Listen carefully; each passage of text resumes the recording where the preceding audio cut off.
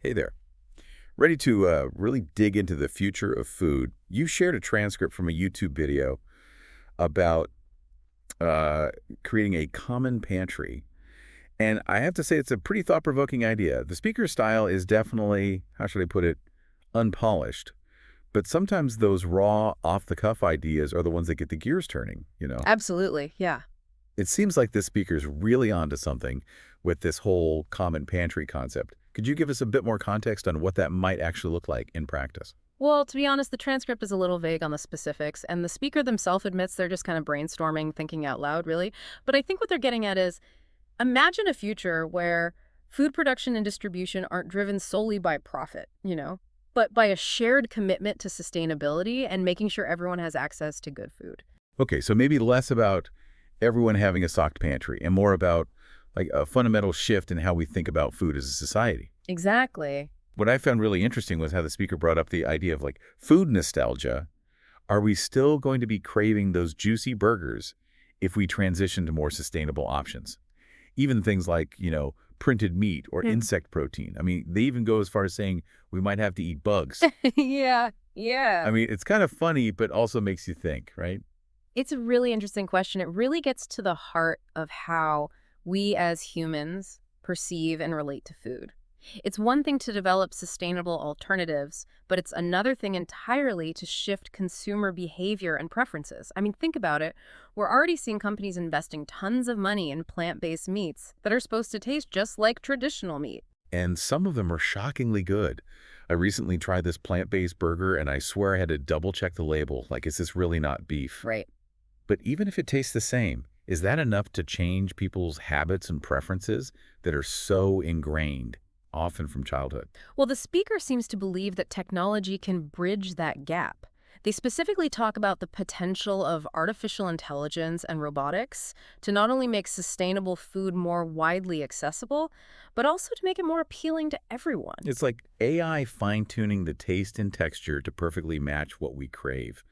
It's kind of wild when you think about it. It really is. But on a more serious note, what really resonated with me was when this speaker talked about how this common pantry idea hinges on us valuing the people who are actually producing our food. Yeah, absolutely. Like they're pushing for a more ethical approach to the whole food system.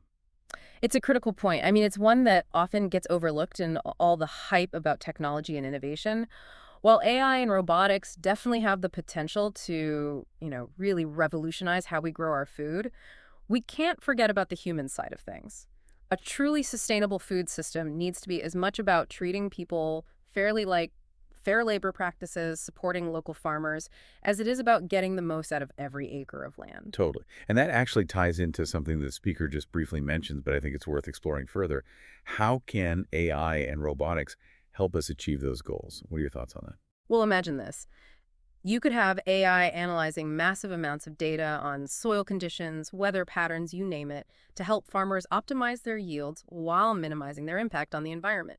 That means using less water, fewer pesticides, and ultimately producing more food with fewer resources. Wow, that's incredible. So instead of replacing farmers, these technologies could actually empower them to make smarter decisions. Exactly. And think about robotics. They could take over some of the more physically demanding and repetitive jobs in agriculture, like planting, weeding, harvesting. That would free up farmers to focus on more specialized tasks and could even create new job opportunities in areas like data analysis and agricultural technology. So we're talking about a potential future where technology works alongside people, not necessarily replacing them entirely. But even if we figure all of that out, there's still the hurdle of consumer behavior, right? Are people actually ready to embrace these new ways of thinking about food? That's the million-dollar question, isn't it? I mean, changing deep-seated habits and preferences is never easy. Remember how the speaker talked about us maybe having to eat bugs? Yeah. And tomophagy, which is just a fancy way of saying eating insects, is already common in many cultures around the world. But I'll admit, it's still a tough sell for some people. This is where education and awareness are key.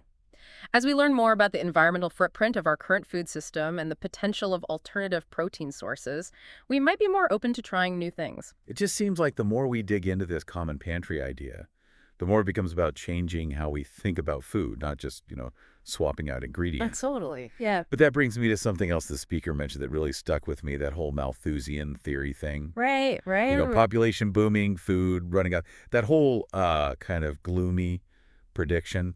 It feels relevant to what we're talking about, even if it hasn't totally happened, like he said. Let's not yet, anyway. Yeah, Thomas Malthus definitely painted a pretty dire picture back in the 18th century. He basically argued that, we're all going to end up starving because we'll run out of food. But thankfully, technology's come a long way since then, and we're producing way more food than he probably could have imagined. But his theory is still a good reminder, like, we can't just assume technology will always swoop in and save the day. Exactly. It's not like we can just invent our way out of every problem. And I think that's where this whole common pantry concept comes in. It's like a call to action, right? It makes us rethink our entire relationship with food. Absolutely. It's not just about making more, it's about making it sustainably and making sure everybody has enough. Couldn't agree more.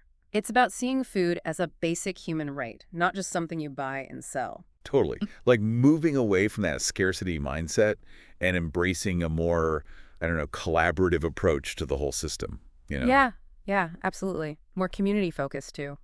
This whole deep dive has really given me a lot to think about. It's not just about what's on our plates, but all the stuff that goes into getting it there, the decisions we make, the whole system, really. It's complex, that's for sure. No easy answers, but I think this transcript gives us a really good place to start. For sure. And speaking of starting points, I think it's time to leave our listeners with a final thought, something to, chew on. So imagine this. What if, and stay with me here, what if AI could not only, optimize how we produce food, but could perfectly copy the taste and texture of any food you could possibly imagine? It doesn't even matter how sustainable it is or isn't, it can do it all. So in this world where you could literally eat anything, what would you choose? Would you still crave those old favorites, even if they weren't so great for the planet? Or would you be open to trying new things, more sustainable things, knowing you could still satisfy any craving you had without, destroying the planet? Wow. It's kind of mind-blowing when you really think about it. It really is. It makes you think about what really matters to us when it comes to food. Is it the taste? Is it how it's made? Is it tradition? It's a question worth asking. And who knows, it might just change how you see the future of food.